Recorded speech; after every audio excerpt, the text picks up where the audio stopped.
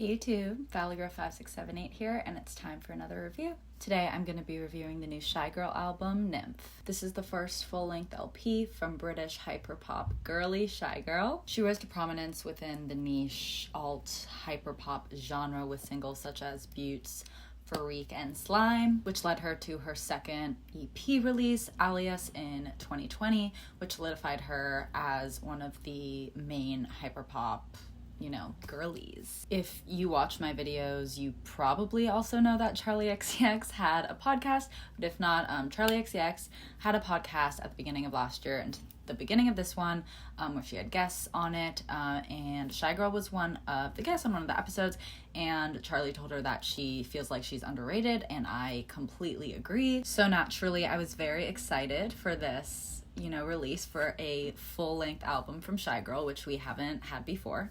And Shygirl did not disappoint. The first track, Whoa, is a great intro track that really brings us into the thematic and sonic world of the album. This track actually has a notable co-writer on it, being Caroline Polachek, which was a cute little fun fact. Besides the fact that it's just like a solid opener, my favorite thing about this track is it has a beat switch right in the middle of the track and then goes back to the main melody and beat from the beginning. And when this beat switch happens, the vocals are pitched down, I believe. I do believe it's Shygirl with just vocals pitched down. At first I thought it was like a male feature, but then when I was reading the lyrics on Genius, there was no feature to be found. It then made me think about the lyrics through a kind of like masculine lens. And after listening to this track, after hearing the entire album, it immediately made me think that it is a bit of a thematic introduction to the idea of like bisexuality, which I feel like Shygirl really plays around with in this album. I just think it's like really important to have,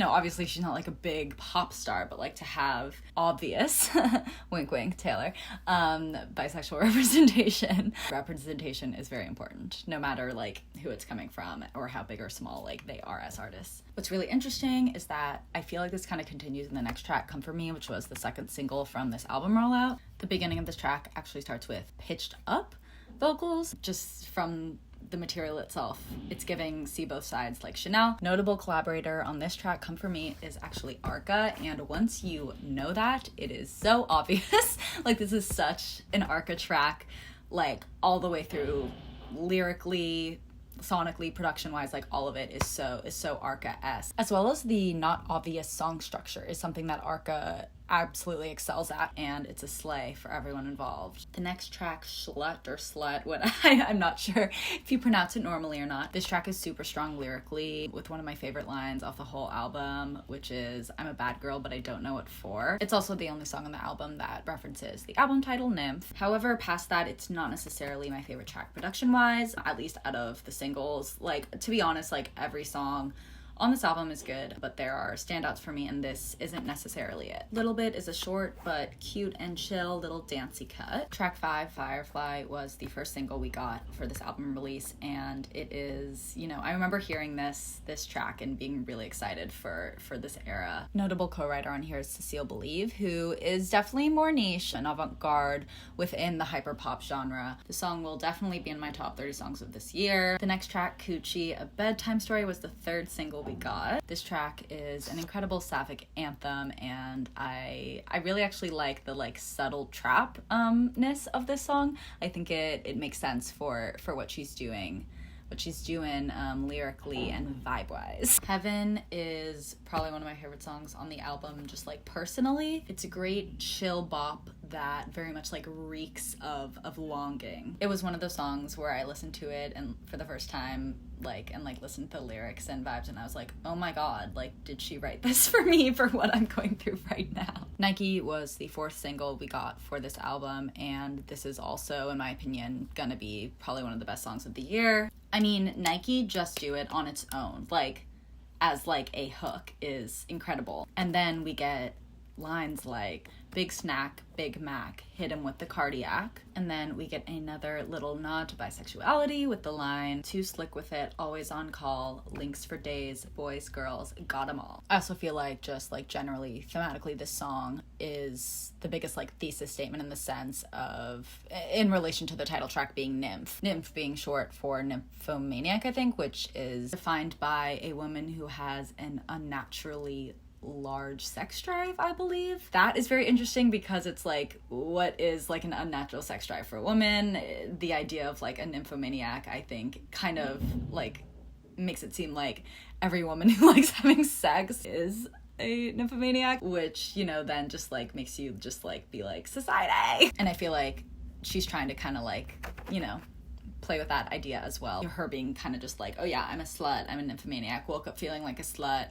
boys, girls, got them all. And then it's like, all right, well, if I'm gonna be perceived as like obsessed with sex or whatever, then like, fine, I am. Lock me up, please. The next track, Poison, has the most obvious like Euro or like UK beat. Thematically, it very much ties into the ideas played around with in Heaven, with this very like obscured and kind of fucked up relationship that nevertheless you still want to indulge in. For example, the line "working to the beat of this broken rhythm." It's like optimistic and melancholic at the same time. The next track is Honey. This track's notable collaborator is Vegan, the band Vegan, or the guy, I think it's a band, yeah. It very much makes sense given the like grunge and alternative electronic music hints in the production, and it's definitely like the chillest cut on the album. The song I feel like is just generally about sex in general, which very much ties into the themes on this album. With all this said though, this track does feel the most like stagnant to me a lot of the times when I'm listening to this album. It doesn't pull me in per se as like Coochie or Nike or Firefly or Woe does. The second to last track, Missing You, is a short but quite chaotic burst of ranting of thoughts and emotions and feelings and all that. And what makes this track so effective, even though it's so short, is that the production and it just like generally sonically sounds like ranting. It feels very messy. The closing track, Wildfire, is one of my favorite tracks on the album, but for different reasons other than like Coochie or Nike. Sonically, it's giving like chill wave, early 2000s Postal Service, electronic music, but with like a hint of early 2000s R&B vibes as well. She uses the idea of a wildfire as a metaphor for the mess of whatever this relationship is, and she says, "Run with the wildfire." The song does a really great job at like building from the beginning of the track all the way through the bridge into the last chorus, and it all just slays so hard. Thematically, she leaves you nowhere different than she started. One thing that's really kind of refreshing about this album is there's not necessarily a lot of thematic development. It's all very much about, or it feels like it's about one kind of specific feeling. Like she doesn't end the album with any sort of sonic or thematic answers. It's very much an ending of ... and it's neutral. It's not good or bad. This is her first full-length LP. I think it was a great choice for her to kind of just like showcase herself. Like this is who I am. Obviously there's this consistent theme of, you know, sex and love and the brutal reality that comes with both, but she's really not trying to say more than what is, and I think that can be viewed like even larger from just like romance and sex and just life itself. Like it's all a wildfire, right? Like it's all a little messy, but all you can do is run with the wildfire, so you should. And ultimately, everyone's going to do that differently. But on this album, she shows us how she would. Not only is this album thematically cohesive, but it's very sonically cohesive as well, but it does have a nice variety within her little aesthetic. I feel like this album is so like new wave, alternative, pop, hyper pop, 2022 canon. Yes, there are a couple tracks on here that don't necessarily like pull me out of my seat, but all the other ones do. And the ones that don't pull me out of my seat have me sought so I can, you know, be ready to be pulled up again. I think this is a huge slay as a debut album for Shygirl. It's about time, and yeah, I've honestly just been bumping it so much, and I don't think I'm gonna stop. This album like validates me so much. Oh my god. Drinking game for this video, rewatch it, get a drink every time I say slay, you drink. So yeah, this album is a huge slay, and I'm gonna give it a 9 out of 10. It's very exciting stuff because I think the next album I'm gonna review is gonna be Midnight's. So yeah, thank you so much for watching, and I'll meet you at midnight.